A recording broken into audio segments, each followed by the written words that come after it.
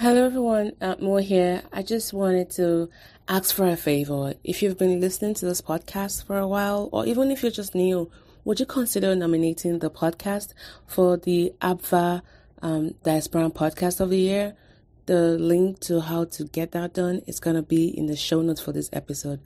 It's less than 5 minutes to do this. We have all the resources tagged. There's a Google folder that has all of the materials you need to complete the nomination in just 4 easy steps. Please consider doing that. It's going to mean a lot to us. It will increase more visibility for the podcast, and we can do more stuff with that. Please consider nominating the podcast for the Diasporan Podcast of the Year. In any event, now enjoy the show.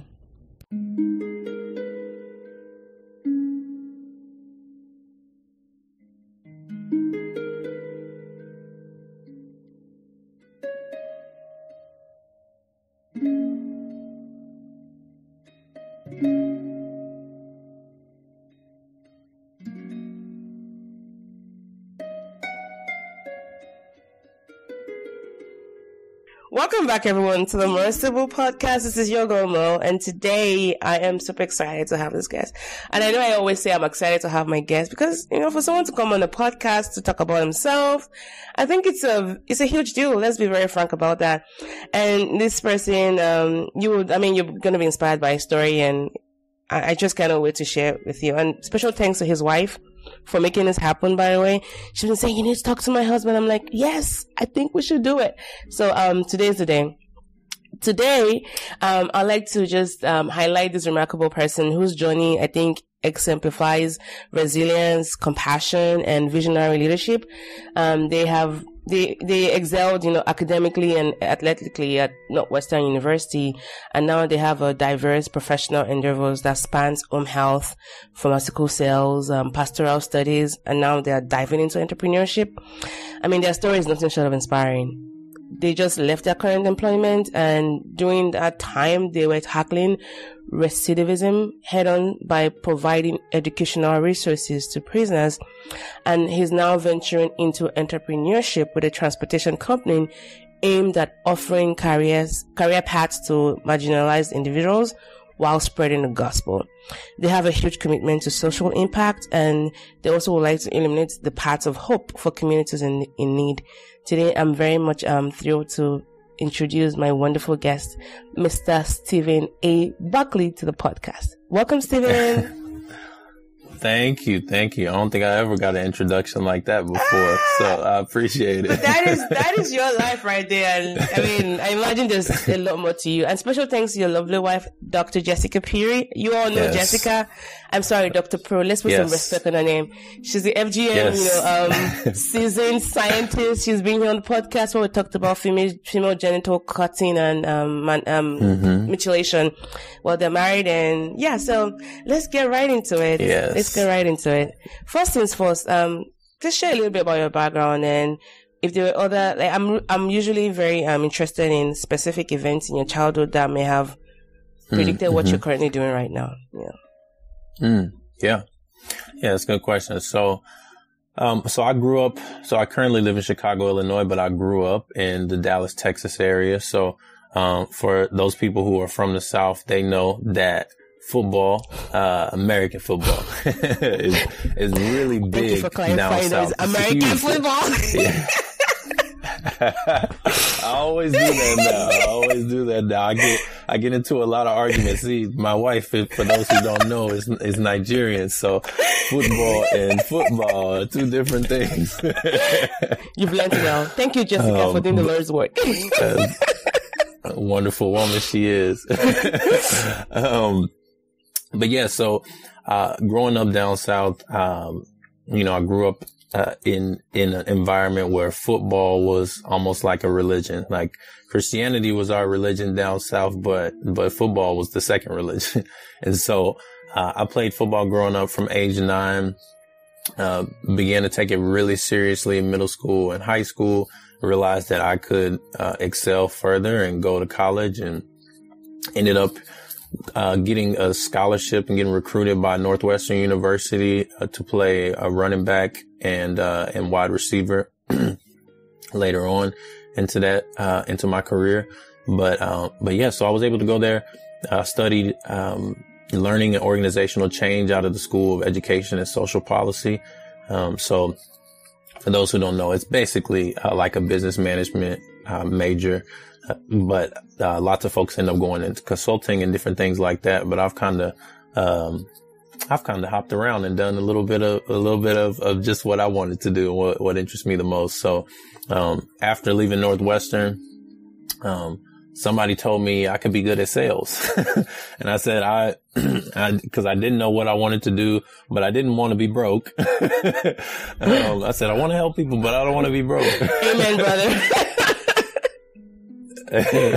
Yeah. So I was introduced to home healthcare sales, and that's a career path where you're able to help individuals who are medically fragile. So people who are on ventilators, who have, or young children who have, G tubes and things like that. So they're being fed out of a tube, whether it be, through their nose or through their mouth or through their, stomach, for those who aren't familiar, with those terms. And so I did that for a few years, and then, was trying to change the pace a little bit because it was a very demanding job, and phased into pharmaceutical sales and stayed there for a few years, about 2.5 years. And particularly because I needed a job that was going to give me the flexibility, to go to school part time and, pursue a ministerial licensing. And so I pursued that.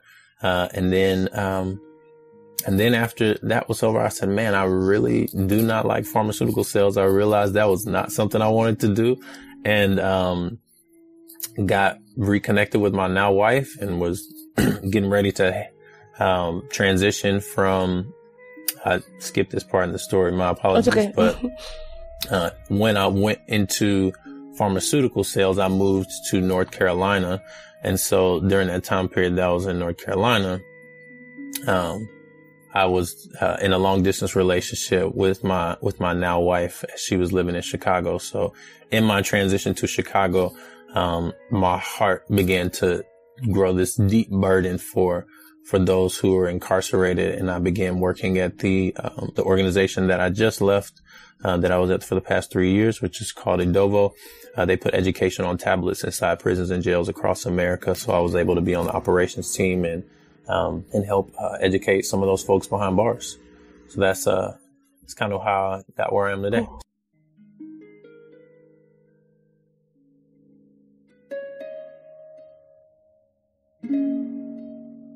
Wow. I mean, look at that diversity from playing football to working in sales and now in entrepreneurship. That's really fascinating.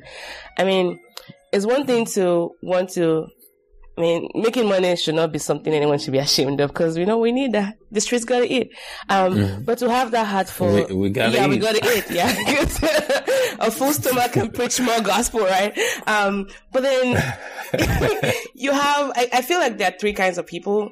Maybe more than three kinds of people. People who, they don't really care about what happens behind prison walls.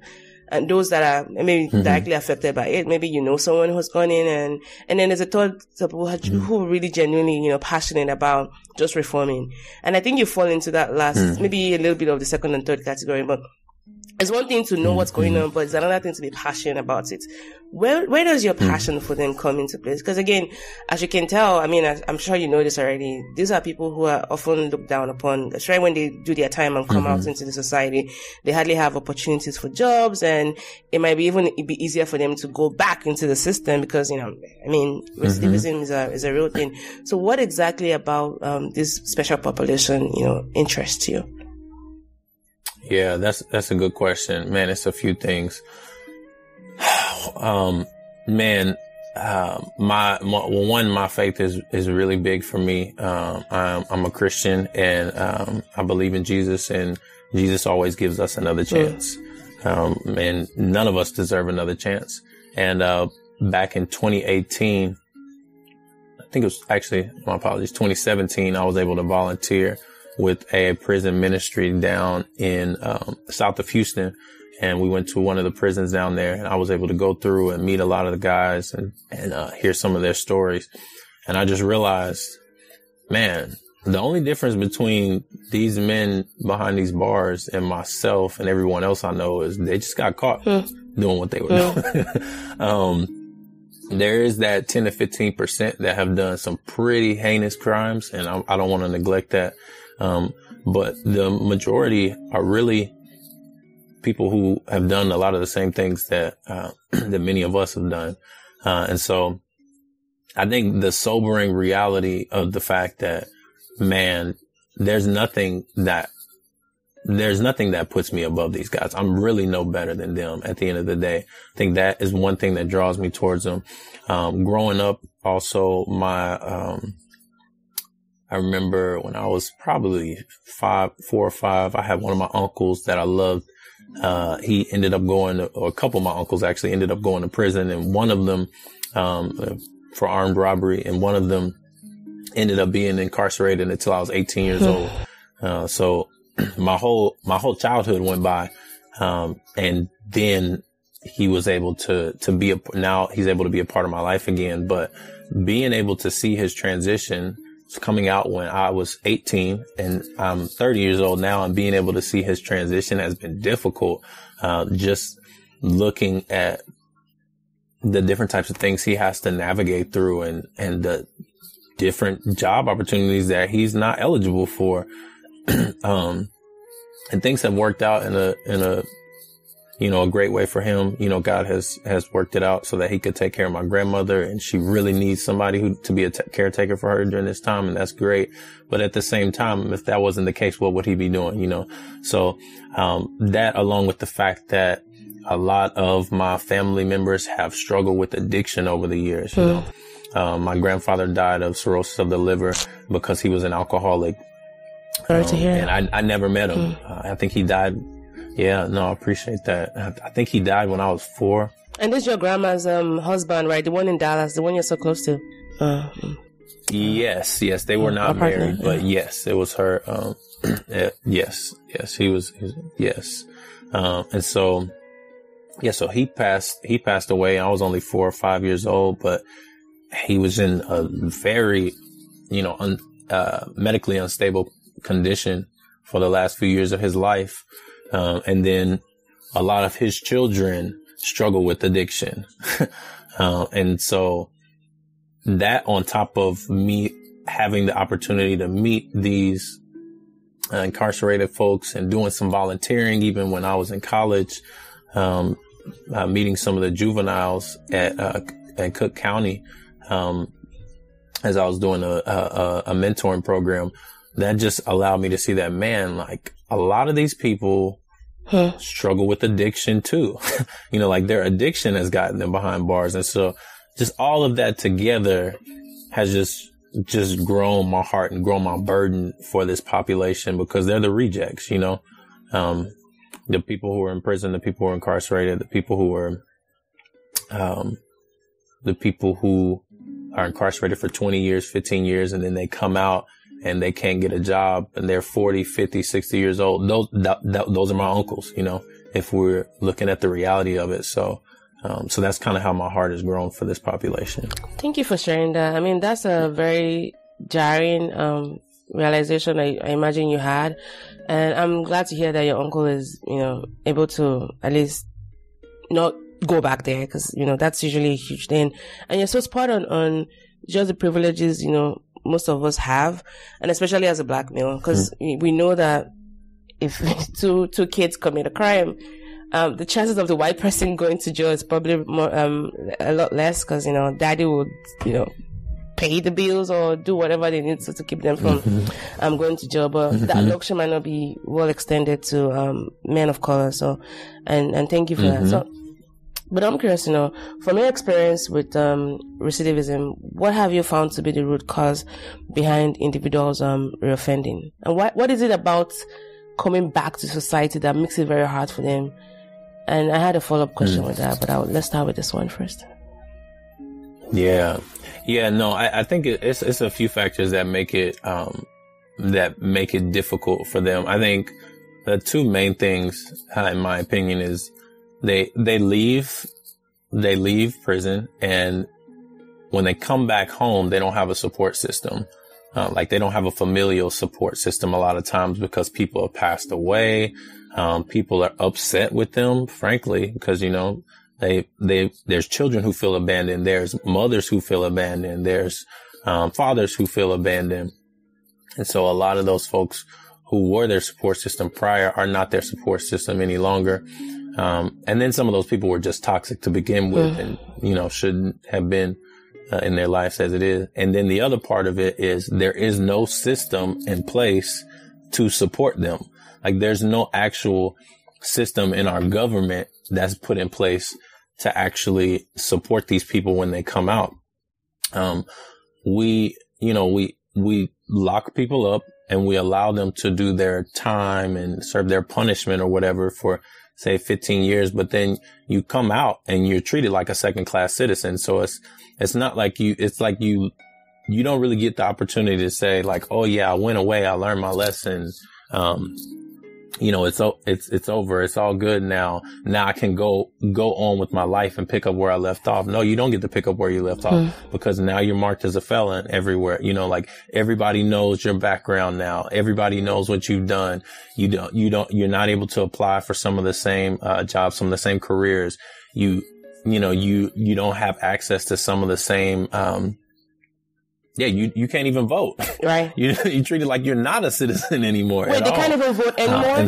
If you've been to jail, you cannot vote anymore?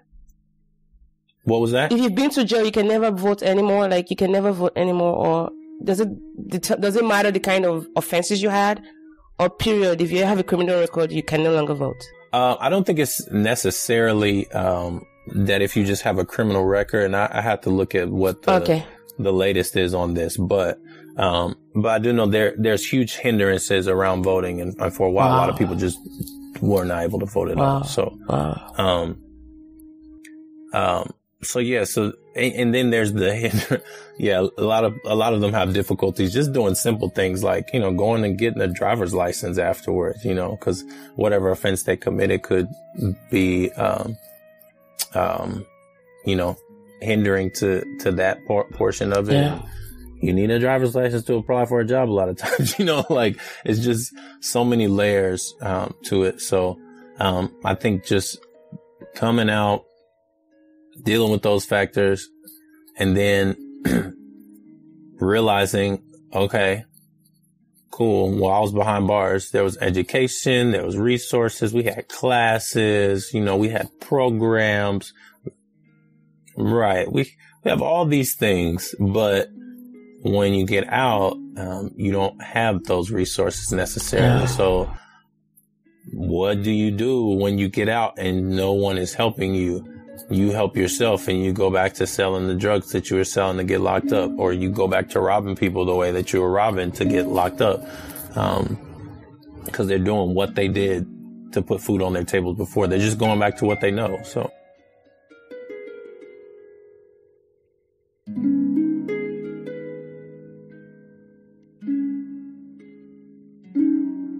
Yeah. Thank you for that.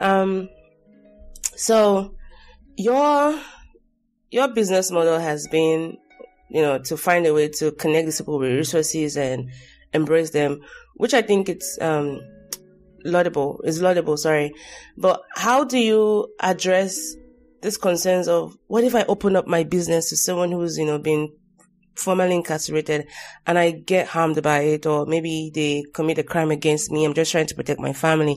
How do you balance, personal safety and you're wanting to give back to society, especially for those who might be listening to this and they might potentially be future employers of this special population of people?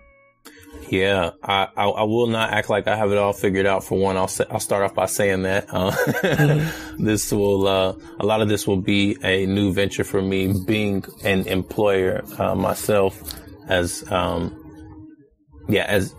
someone who is starting a business. But generally speaking, when dealing with people who are incarcerated or formerly incarcerated, and with anyone in general, I think we need to extend grace with standards. Hey, the standard is you show up at 10 o'clock every day. This is the standard. there are scenarios where we need to extend grace, or we need to extend grace and say, hey, and someone can say, hey, I had a death in the family, or I got into a car wreck, whatever the case may be. And you want to extend grace in those situations. But you also want to exercise wisdom too. And we don't want to be, you want to protect your family, and you also don't want to be a stumbling block for these individuals as well. So if there's someone who I want to employ, but, they have, child trafficking charges or anything of that nature. It's one that, society labels as a pedophile. I would not put that individual in a situation where, they are constantly working with children or constantly working with the population that they necessarily offended. So I think just being strategic on the roles that we allow people to step into, but also just really exercising wisdom. And personally for me, just a deep amount of prayer, because we don't know what we don't know. And that's where I am right now too. There's a lot that I don't know yet, a lot that I'll step into. So I'm not going to act like I got it all figured out. I think that's very wise. Thanks for capturing that. Just to sum this part up is, definitely use your discretion. If you're one trying to venture in this line of business, use your discretion and be very careful. But it's good to have that heart because, someone's got to do it. Let's talk about so you've talked a lot about addiction. You've talked a lot about just hope. What would you say are some strategies you have in place or approaches that you found effective in offering encouragement to individuals who are striving to break that cycle of addiction and crime? Because I feel like this is something that affects us all. Maybe not within that one degree of separation, but we've all known someone who has had a crime committed on them, or we know someone who's committed a crime, or maybe know someone who's in prison, or know someone who's battling addiction. These two things are almost like birds of a feather. So what are strategies in place to offer encouragement to both the individuals and their support mechanisms to make sure that they are well supported? At the same time, we're not, rushing in and causing codependency issues and trying to rescue people. Right. That's a good point. I think one thing I would say before I answer the question is we as a society need also acknowledge that the overwhelming majority of us deal with some sort of addiction in some way, shape, or form. Now the level of that is different. I was addicted to sugar. I always want a Snickers bar. My wife will joke and tell you that one day she walked in the guest bathroom and there was a Snickers bar sitting on the bathroom counter. So mine was the sugar, and amen, brother. And I'm that way too. Right. And one person's could be sugar. Another one could be television shows. Another one could be binge watching movies. Another could be alcohol. Another could be crack. Meth. Mm-hmm. Right. Exactly. And so at the end of the day, they're all coping mechanisms and ways that we are not exercising self-control over our flesh.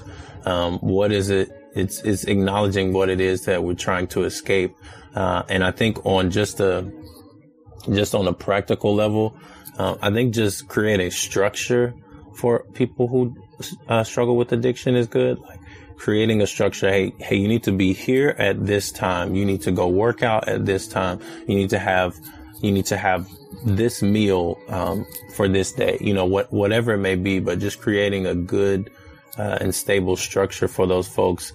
I think also one of the big things, another big thing that I find has been helpful is just, storytelling, hearing people's testimony who also have made it out, and who also have struggled for years, but are on the other side of it.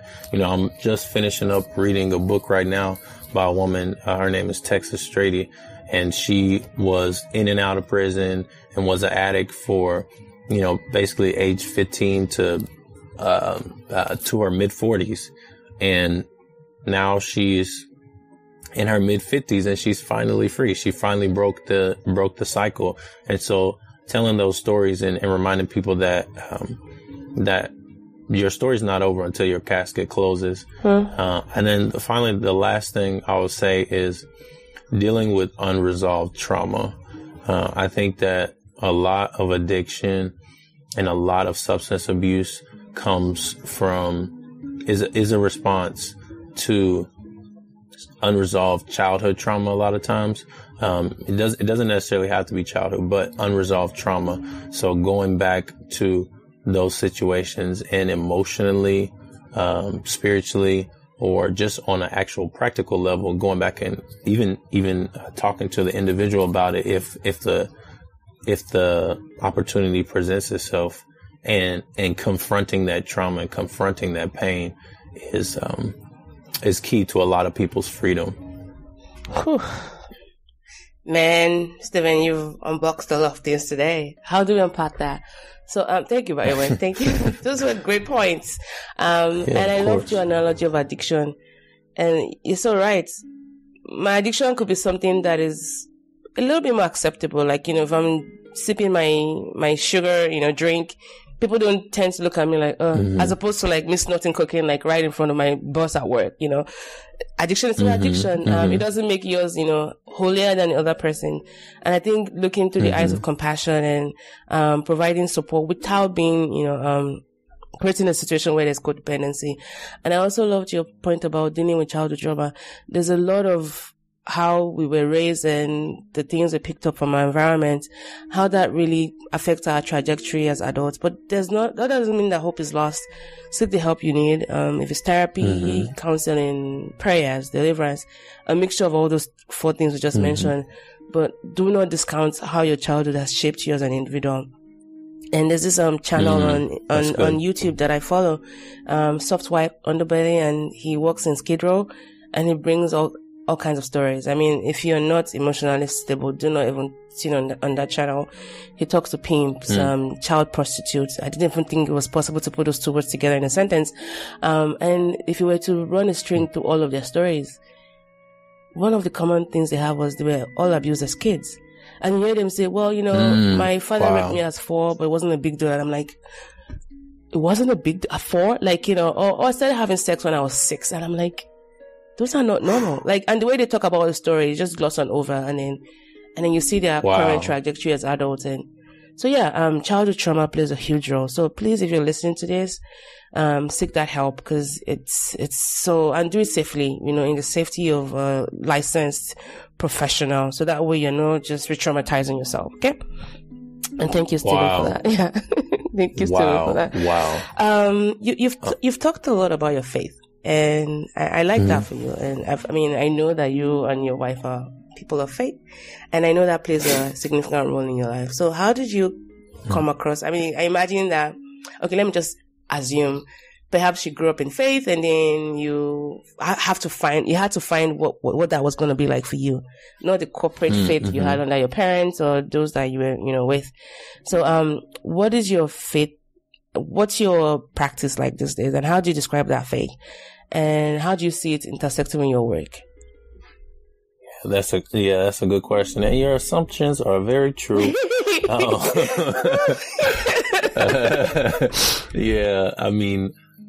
For me, like I said, growing up in Texas, the South, that whole area of the South is what we call the Bible Belt. The Bible Belt. I grew up in the Bible Belt. So there's many, many people there that believe in Jesus, but they believe that Jesus is the Savior, but not everyone lives as if Jesus is their Lord. And when you say Jesus is Lord means authority. And so I think that growing up, I didn't understand the difference between that. Because the Bible says, confess with your mouth that Jesus is Lord, and believe in your heart that he was raised from the dead, you will be saved. And so, yes, I believe that he was Savior, but I was not ready to allow him to be Lord. So I lived my life the way I wanted to live my life.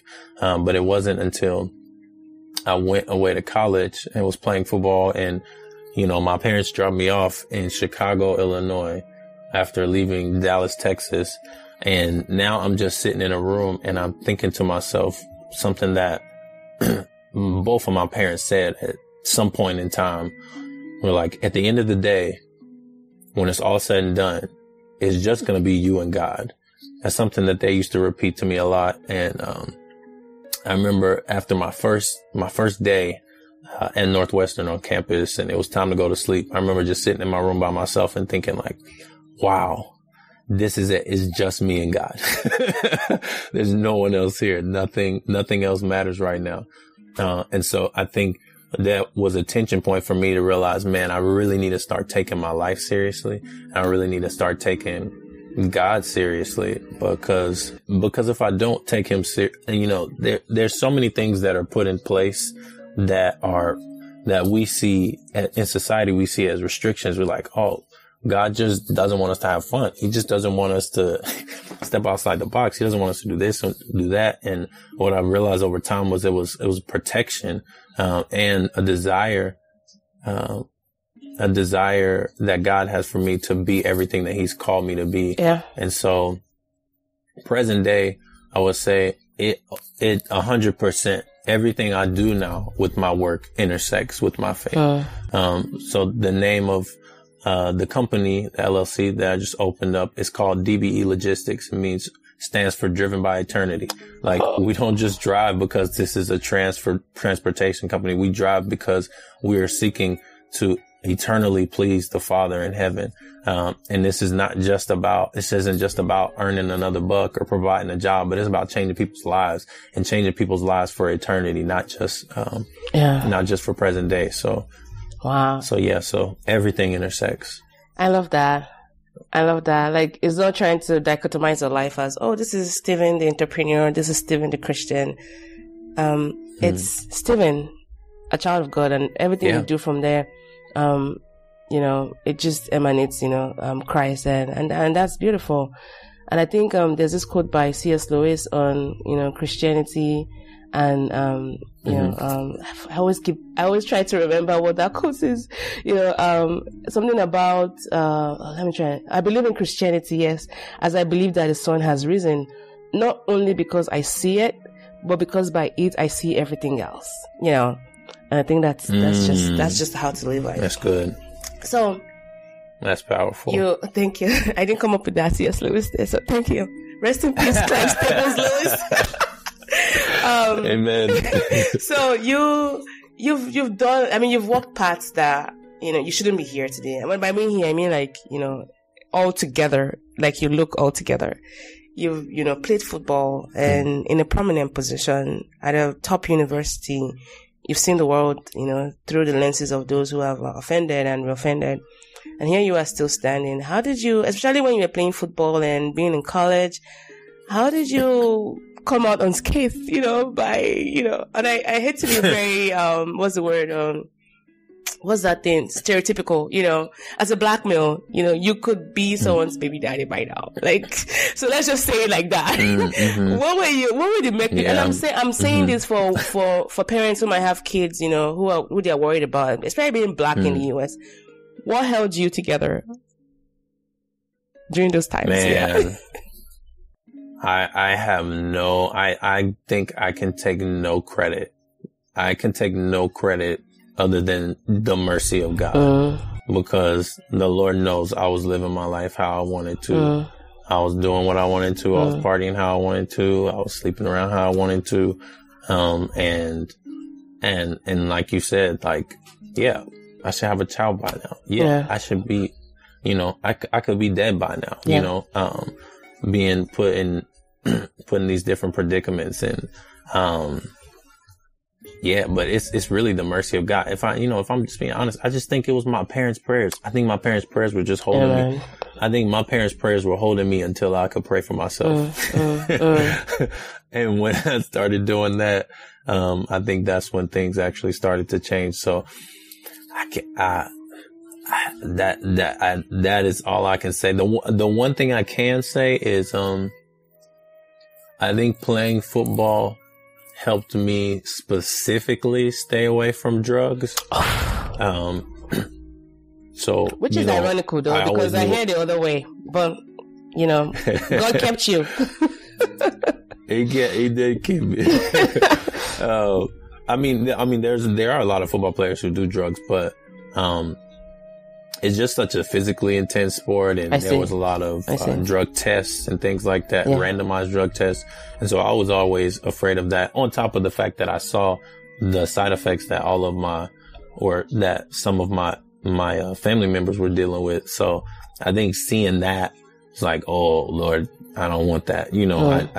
I need stay away. So yeah. Okay. I think that's what kept me. I think the lesson here is that parents, wards, guardians do not discount the effect of the power of prayer and over your children, over your words, over the people you're responsible for, because that would go a long way. Where our worries cannot reach, prayers will reach, and I'm a firm believer in the power of prayers, and thank you so much for even articulating that. Again, your faith definitely filters through everything you do.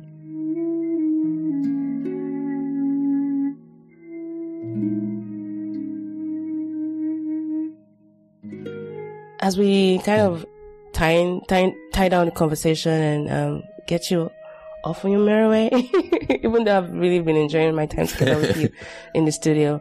As an entrepreneur, this is your first time just being by yourself, and I can imagine the excitement and also the soft worries that come with it. And I say soft because as Christians we shouldn't have hard worries, right? Because Jesus says cast all of your burdens onto Him. But again, we need a savior. That's why we still have some soft worries. But how Amen. How are you positioning yourself, being also being the man of the house and knowing that okay, now this is me having to physically go hunt out there and bring the bacon home and have my wife cook it or whatever works for you. But how are you? What are some mechanisms in place to make sure that okay, this was the right move for you?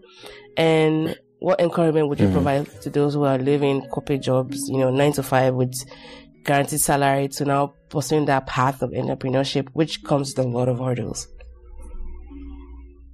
Yeah, that's a good question. Man, it was not something I did lightly. I will say that, this was something that it took a lot of time and a lot of prayer for me to really even come to a place of submission to believe that this was the path that I should go down.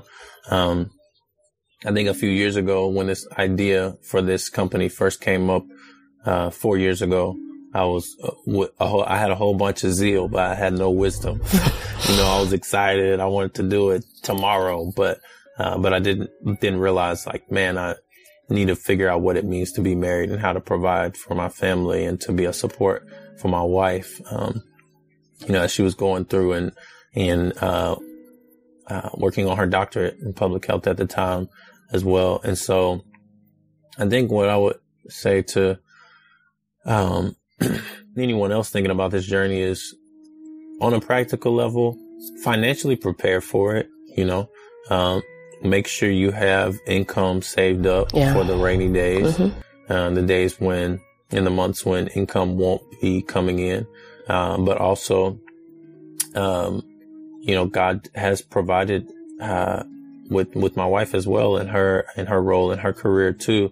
So that has allowed a supplement for where I am not able to, provide in the startup phase or whatever. So I think just making sure that the numbers make sense and you have, and you're doing your research too. It's been almost a year, I would say, or a year or two of doing research on the logistics industry and the trucking industry before diving in. So make sure you do your research, make sure you're praying about it, and make sure that there is, different little confirmations along the way, different little things that come up, that confirm to you that this is the right path to be walking down. And for everybody that looks different, and I understand that not everybody, listening to this podcast may be a person of faith, but there are things that we all recognize as human beings that happen in our lives that are not a coincidence. Yeah. You know, I was not, you know, I didn't have this dream of starting this transportation company 4 years ago. And then all of a sudden, when the opportunity presents itself, our finances are in order, school is done, all the things are done, life is settling down, that now every other week I'm meeting somebody else who is a truck driver or a freight broker or, you know, a dispatcher. And, you know, things like that are not happening by accident. They're not a coincidence. So I would just say, don't ignore the coincidences or the quote unquote coincidences, but just be open to taking a leap. I like that. But don't take it lightly. Don't take it like that. I like that. And I also love how you emphasized, don't do it alone. I mean, talk to your spouse. If you're not married, talk to the key stakeholders in your life. But let them know just areas where you might abound and, you know, abase, because, you know, some months you might not be able to bring in all that, you know, ching in. But again, don't do it alone. And then the power of research. I love how you just said it. Like, it took you almost 2 years to be able to do your research. And I imagine the research hasn't ended, because as you start your business, you have to modify your pathways. And then that key thing of being in tune with what God is telling you. Because, yeah, what are the odds that you'll be meeting truck drivers? It's not auto-suggestion. Someone says it's manifesting. Why are you manifesting? Like, you know, no. That's the power of God right there. Again, just be in tune and ask questions and do it very well. And then plan, save for the rainy day. Make sure you have all of the ducks in a row. Not all of the ducks in a row per se, but just don't take it lightly, because quitting your job and starting on an entrepreneurship path is not for everyone. And even when you're sent by God, you still have to go through some hardships. So how much more if you just go in by yourself? So again, make sure you do this thoughtfully. Thank you. Before we go, I had some... Nobody promised the road to be easy. I know. It's really for Christians. It's like a Olympic race, you know. So you're married to one of my friends who's Nigerian, and I know you guys are in a beautiful multicultural marriage. I was in their home last month, and they fed me a great meal. I still remember that black and salmon dinner. And it was great conversation. Courtesy of my wife. I know. Thank you guys so much for opening your doors and your heart to me. So how's the experience been like for you? And can you share some of the highs and lows of being in a multicultural marriage, especially being with a Nigerian? I know we are too much as a people, but we're great. You know, we're fun to be with, you know. Hey, everybody's different. Everybody has their things. For those listening, I'm African American, Jamaican American. My father's Jamaican. My mother is African American. And, you know, there's just some random cultural things that are different. Like, you know, just basic things like the towel hanging up in the bathroom in our homes as African American typically would be the decorative towel. And then for my wife, she's like, hey, that's the hand towel. That's what we're supposed to use to dry ourselves in. I'm like, oh wait, no, the hand towel's over here. And then the rag. And sometimes we put rags in the sink to clean, and sometimes she would use a sponge, you know, so they're just very like, you know, very, different basic household things that are different. Yeah. But I think also just understanding the big differences. I think being with a Nigerian, I've understood more how important family is. You know, family is a really big thing in the Nigerian home, and there's a lot of pride in people's family and knowing who is a part of the nucleus of that family. And looking at the African American home, you know, a lot of us have broken families because we've grown up in a country where there's a lot of children had out of wedlock. There's a lot of fathers and mothers incarcerated, and so there's a lot of broken homes. So the families are not actually together. So family in itself has not been as big of an emphasis, I realize, in my culture as opposed to her culture. But it's something that I've appreciated as I've been married to her longer, and we're coming up on 3 years here. Congrats. And got to know her more and more. Yeah. Thank you. So that's definitely been it's definitely been a blessing. I think the highs, you know, some of the highs is just just being able to see my wife, receive her dissertation, receive her degree in public health and finish her dissertation. She just put in so much work and has been battling so many obstacles, being someone who is not from this country and having to complete that in a condensed amount of time, significantly condensed amount of time. So it was a tough time, but also just man, this is amazing. Once you get there, you're like, wow, you made it, you did it. So, definitely mountaintop. But then there's also moments where you have to, walk through the tough times. And, she has some health issues, maybe a year into marriage that she had to walk through and, had a surgery. Yeah. That was a season where I was like, wow, this is the part of the vows, the in sickness and in health. Literally. Finding out pretty quick. So, so all of the things that I would say are lows were also highs, because something good always came out of it. Whether it was character building or, the prize of a degree at the end, Yeah. Wow. That's so beautiful. And I think that multinational marriages like yours, I feel like is one of the strongest ways to harmonize cultures, especially cultures that have been seen to be so different. Because at the end of the day, I feel like we'll have so much similarities, but not everyone will be called into a multinational marriage.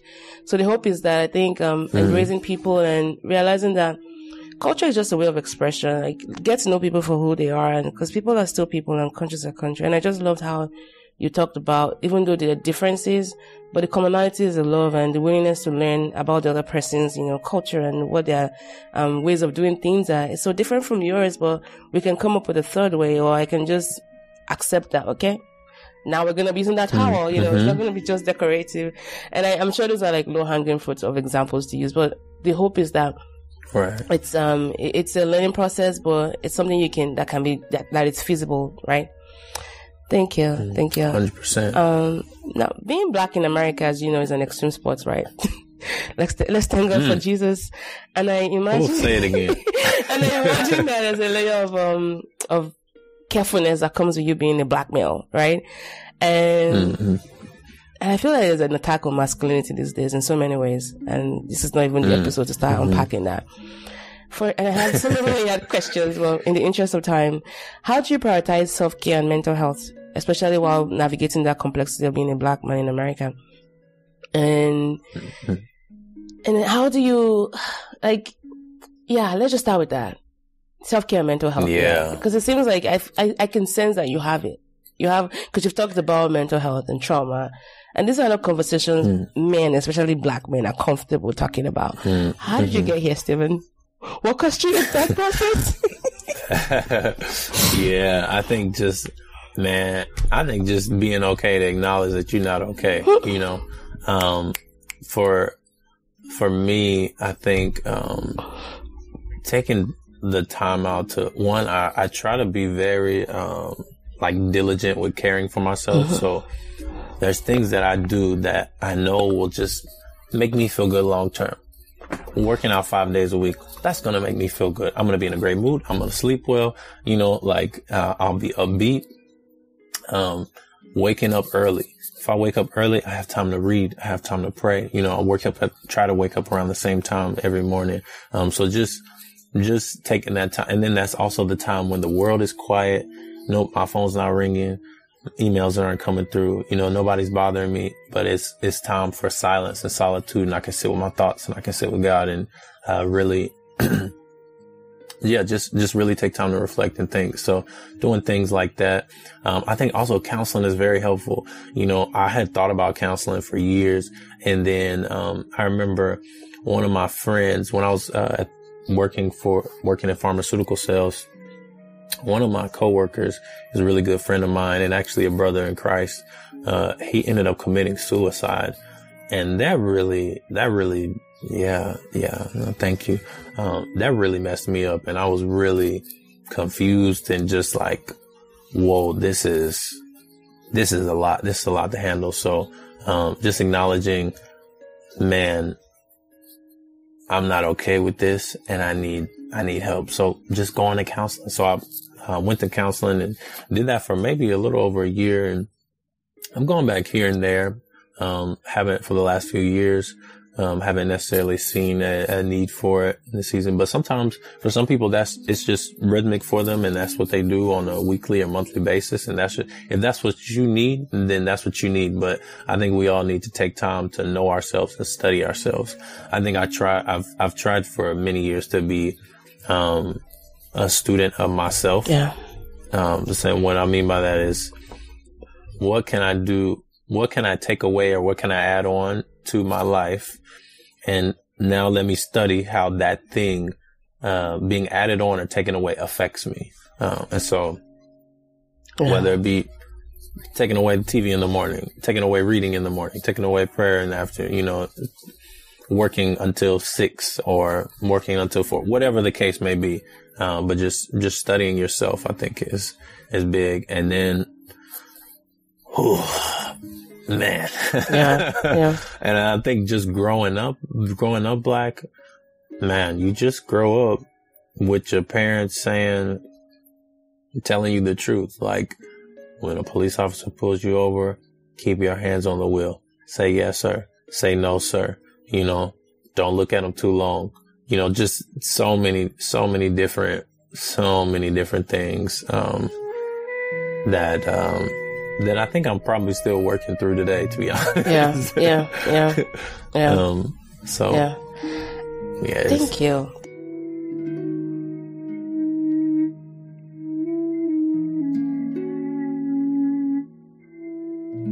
Thank you. Even though you didn't mention it, I could sense that you've also had a lot of healthy Black role models in your life who have, mirrored the path for you. I could sense that from the way you talk, I could imagine you as a 14-year-old talking like someone that is in their 30s, because you grew up with a lot of older Black strong male who, and even people that were maybe flawed as well. So through their lives, you're able to see that, okay, if I follow this path, this was going to be my trajectory. And then vice versa, having access to healthier role models, who, mirror that path for you. Mm-hmm. So, I know earlier on I kind of chuckled about, being a baby daddy. And for those who might be in that position, it's not in any way to, minimize the struggles. But all that to say, there's no hope lost. Make sure you surround your children, provide them with that male figure in their lives. Like, Stephen said, in the lot of Black families, we've lost a lot of, male role models. But they have a lot of programs. And I know there's Big Brother and Big Sister of America. And I know some churches also have some mentoring program. All that to say, as best as you can, making it in a healthy way, provide your kids with that opportunity to be mentored by people whose lives you want, your kids, to emulate as they grow up. That's mostly the saving hope for people from broken homes, from what I've been able to see so far. Now, as we go, from Black men or even people who are like you, who are aspiring to make a positive impact in their communities and pursue those entrepreneurial dreams despite the obstacles they face, what message or final tips would you like to provide to them? Yeah, that's a good question. I think I will go back to what you talked about earlier with positive role models. I think there's a proverb that says something along the lines of, I can't remember right now exactly, but that plans fail for a lack of counselors, and plans succeed with a multitude of counselors. Yes. And so I think seeking out people who are where you would like to be, but also reminding yourself that they are just people, so they are imperfect too, and they have their flaws. So I would say seek out those people who are where you would like to be. And if they're not within your reach, listen to their podcasts, listen to their stories, read their books, whatever avenue it is to be educated by those folks. And don't give up on the dream. Just don't give up on the dream. Like, even though it looks bleak and sometimes our situations seem like there's no way out, my story's not over and your story's not over until your casket closes. So So at the end of the day, it's still being written. The pen is still to the paper. So, I'm going to work and try to make an impact till the wheels fall off. And I think everybody else should too. I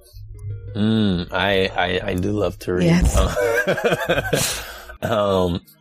Man, I think one book particularly that just changed my whole life is called Good or God, by John Bevere. Good or God.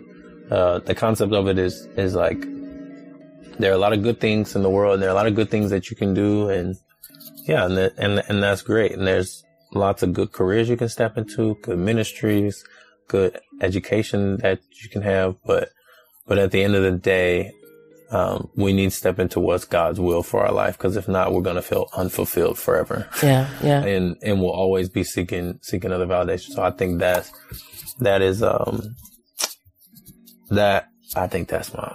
my favorite book. I think it was they made it into a series a while ago. It was a series for a while, I think, many years ago. If I remember. They did a television series around it. I think. Yeah.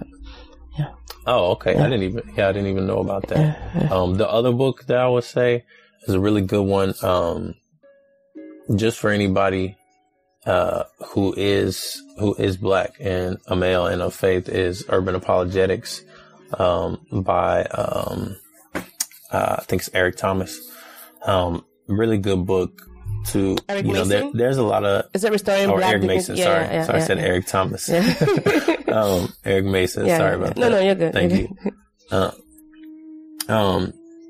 Really, really good book that is very doctrinally sound around Christianity, growing up, what it looks like to be,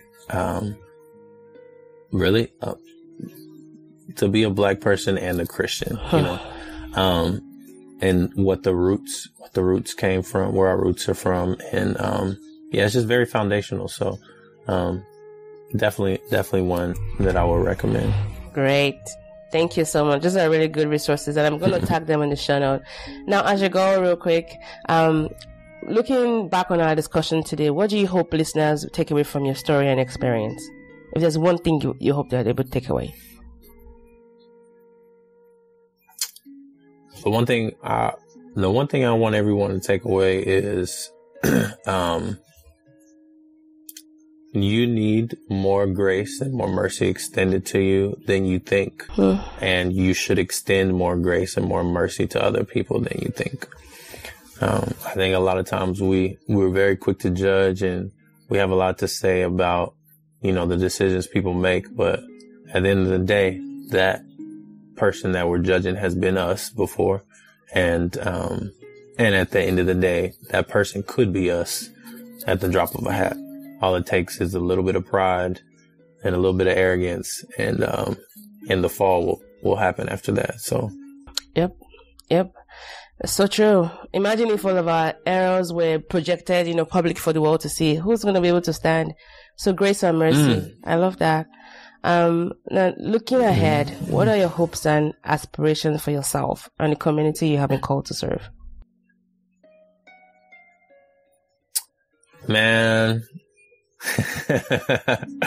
Oh, that's a funny question. A good one. Hopes and aspirations for myself. Man, I want to impact hundreds of thousands of people. I would love to provide, thousands of jobs for people who are homeless, who are formerly incarcerated, and would love to see hundreds of thousands of people's lives radically changed. Generational strongholds or curses, social reproduction is what some call it too. I would love to see my life impact others in that way. So that is some of the main desires for my life, to impact people in that way. Thank you so much. I mean, this is so beautiful, Stephen. And I thank you. We hardly have men coming on the podcast, so you're definitely going to be on our wall of fame. And that said, if you have other men in your life that you think will be a great fit for the podcast, please send them our way. I just want to say you've left me with a lot of profound reflections on your journey today, and even your life experience, and how you've emphasized just the significance of prioritizing mental health, a message that I think will reverberate in our community. And your powerful reminder that our stories continue until the casket closes. I think that's a way to embrace every moment of our life with purpose and resilience. And I also would leave with this wisdom you shared, and I know you said you got it from a book. We all need, more grace and mercy than we realize, and extending it to others is a testament to our humanity. Thank you so much, and I cannot wait to share this episode. And of course, the books you shared, the thought-provoking themes of faith and purpose, which we'll link in the show notes. So, go read those two books, Good or God, and then Urban Apologetics. And that is the book that helps to restore Black dignity with the gospel. Thank you so much, and I cannot wait to see more of what you do with your entrepreneurship, your business, and DBE, and I wish you all the very best with that. Once you get started, if you'd like to come back on the podcast and talk about just the growing pains and things you'll be able to do differently, I would love to have you back. And thanks to your beautiful wife, Dr. Puri. You guys are such beautiful couples, powerful couples doing great things, and I'm so thankful to know both of you, and I thank you for coming on the podcast today. Yeah, absolutely. Thanks for having me. And I'm sure here in the near future, I'll have a lot of growing pains to talk about. I cannot wait to bring you back again. Thank you so much. I'll let you go now. Thank you. Have a great day. All right. Thanks. You too. All right. Bye. Bye-bye. Ooh, that was the episode with Stephen. We'd like to have more guys on the podcast, so please come join us. And I would love to share stories. This has just been an impactful episode. And I thank, Jessica for making this happen. In any event, I remain your girl, Mo. Catch you on another episode of the Sibyl podcast. Bye for now.